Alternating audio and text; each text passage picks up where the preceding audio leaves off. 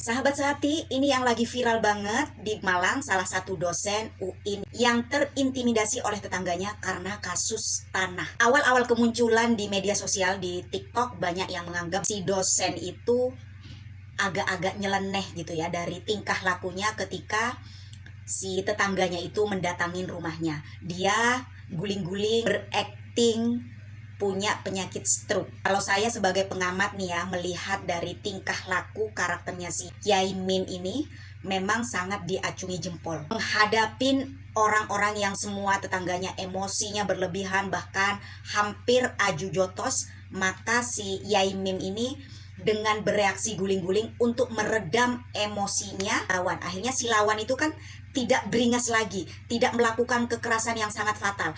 Kalau si Yai Mim ini melakukan ekspresi marah atau mungkin melakukan kekerasan juga, yang ada salah satunya pasti akan menjadi korban. Awal-awal video itu muncul, banyak yang beranggapan bahwa yang salah itu adalah si Pak dosen ini. Karena kita bisa melihat cuma yang ditayangkan itu di video itu hanya dari sebelah pihak. Kita sebagai pengamat ini ya, kalau punya hati yang jernih, kita lihat mana yang benar, mana yang enggak. Kita bisa melihat dari kedua belah sisi.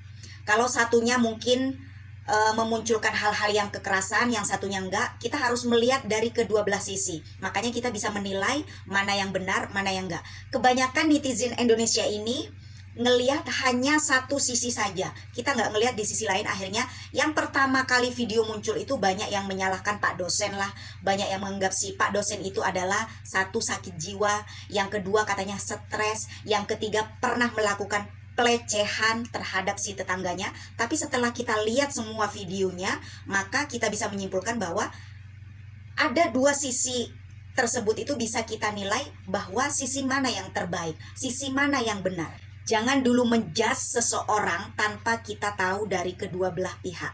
Yang akan rugi nanti yang bersangkutan alias yang menjadi korban akan rugi karena bulian kita. Dan saya sangat salut sekali terhadap Yai Mim, seorang dosen filsafat dan juga dia seorang hafiz penghafal Al-Quran yang benar-benar menjaga emosinya dalam menghadapi lawan yang tanpa berpikir panjang. Kalau dia menghadapinya dengan amarah, si lawan itu akan menyerang dengan cara kekerasan juga. Tapi ini salut, benar-benar ilmunya si Yai Mim itu sangat hebat sekali untuk mengelola emosi.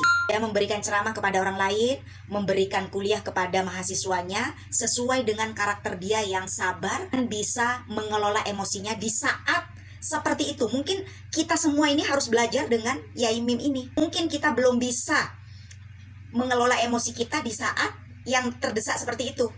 Tapi ini si dosen sangat salut sekali, saya bisa mengelola emosinya dengan sabar dan endingnya ke ranah hukum. Ini benar-benar yang patut kita tiru, di mana dia memberikan ceramah kepada orang lain, memberikan ilmu kepada orang lain, tapi dia sendiri mengajarkan atau mengamalkan ilmunya terhadap dirinya sendiri dan mengaplikasikan terhadap dirinya sendiri.